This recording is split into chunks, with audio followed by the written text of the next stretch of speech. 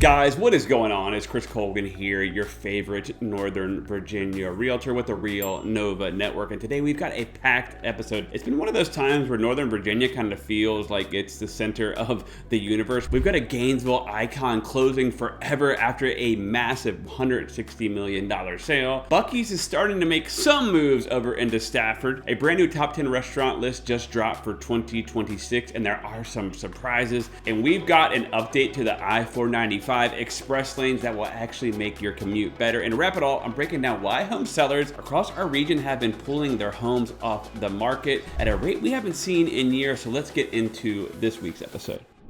All right, guys, so a Gainesville icon is actually closing. This story went viral with a lot of comments on my Instagram. Merrifield Garden Center over in Gainesville is closing permanently at the end of this year, December 31st. Yes, New Year's Eve is the last day ever. If you've lived in Western Prince William County for any amount of time, you know what a big deal this is. This isn't just a garden center. It was like a family tradition, family-owned holiday displays, Santa Claus, Christmas trees, the cafe, the greenhouse. Families went here every single year. But here's the headline. The property sold for $160 million, so I can't blame the family for selling it, but let me repeat that. $160 million. I knew Mr. Bob, who actually started Merrifield Garden Center. He passed away a few years ago. Really, really great guy, really great family. But here is where things get crazy. The land was just 38 acres, so that's actually $4.2 million an acre. They bought it for $2.3 million back in 2004, and it was assessed at $26.5 million. So in 20 years, the value went from $2.3 million to $160 million. This is one of the most insane land appreciations in Northern Virginia history.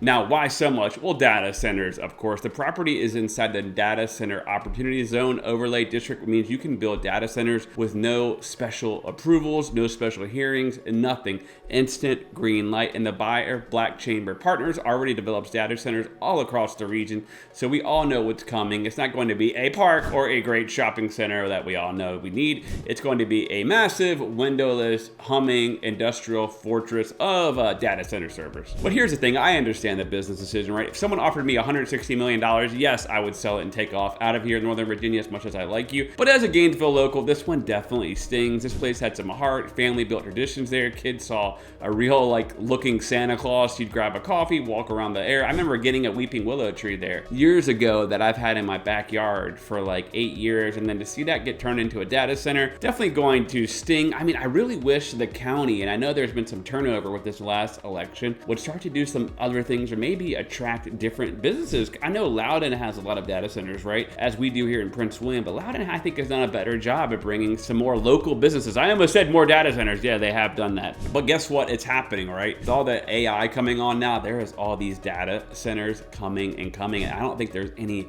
sign of them slowing down.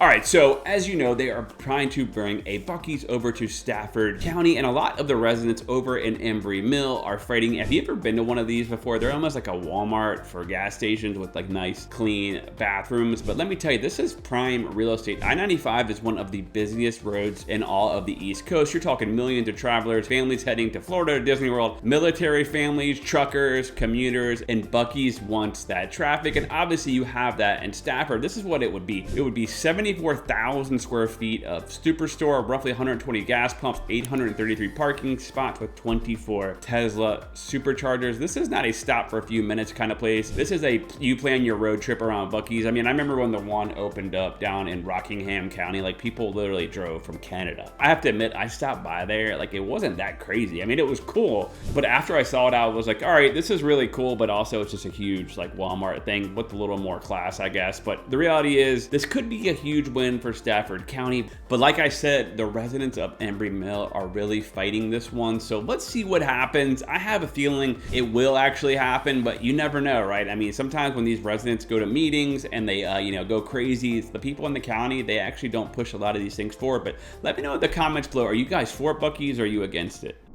All right, so a recent list just came out from some heavy-hitting food critics, Alice Levitt, Don Clevin, and Monica Sagel. Go ahead and say those 3 times in a row. These aren't your average like Yelp reviewers. They are pros, and they dropped a new list. I guess they're calling it their 2025 best restaurants of Northern Virginia. Number 1 is going to be 2941 Restaurant in Falls Church, and then you've got number 2, Nostos Vienna Greek, and then Ashby Inn in Paris. That's kind of like near the Fauquier County area. That's like a modern American restaurant. Then number 4 would be Yum Sushi, I keep wanting to say Soshi, and Arlington, which is a high-end Japanese place with a signature dish called the Monster Trio. Number 5, you've got Seoul Prime and Falls Church, which is modern Korean barbecue, and then Modan and Tyson's, which is a modern Japanese, and then you've got Engel Korean Steakhouse over in Vienna. The number 8 is Carbonara in Arlington, which is an Italian restaurant known for its pasta spun wheel of Parmesan, and then Celebration by Rupa Vera in Ashburn is a modern Indian restaurant at number 9, and then number 10 is Local Provisions over in Sterling. Have you guys ever ate at any of these restaurants? You wouldn't look at me and think it, but I am actually not a big food person. Like, I just like chicken fingers and all that, as you can tell. But have you guys been to any of these local restaurants? One that I would really try out would be the Simon over in the brand new JW Marriott. I was there recently and I got to take a look at it. It is really cool. They actually have one of the best burgers I have had in a long time. You can pull up and do valet or park in the garage. The cool thing is that JW Marriott, it's right there at a metro stop, so you could ride the metro there. You could stay at the JW Marriott Hotel. This place is really nice, but definitely check out the Simon. Now, Northern Virginia's food scene is actually on fire right now. If you want a date night, anniversary night, or I need to impress someone type of night, this list is where you start.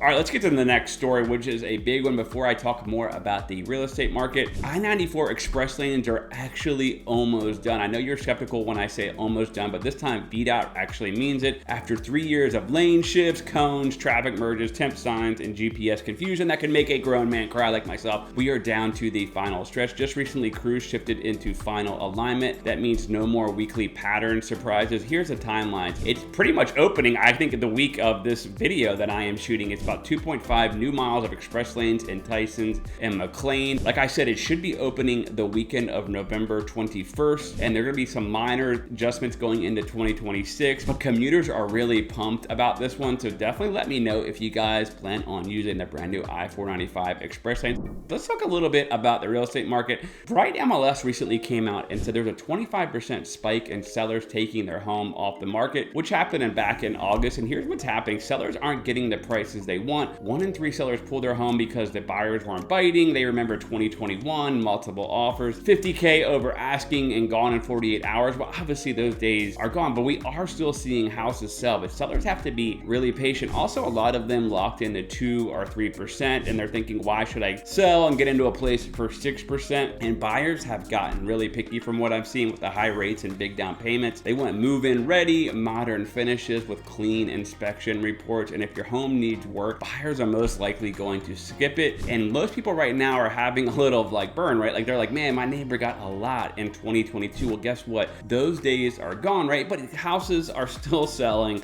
in an average of about 45 days on the market. This isn't the end of the world. Areas that have seen the largest spikes would be Stafford, Fredericksburg, and King George. The least impacted would be Reston and Warrenton. So here's my advice, as I say this, someone who's done for 20 years. The first weekend is everything. Make sure you have an agent like us who does multiple open houses, Zillow Showcase, really gets your house out there, and it's got to show really well. So if you are thinking about selling, definitely drop me a message, info@colganteam.com. But what's your guys' favorite story? The Merrifield closing, which shouldn't be, the new Buc-ee's potentially coming, the top 10 list of the best restaurants, or the 495 express lanes opening? Guys, shoot me an email, info@colganteam.com if you are thinking about buying or selling a home.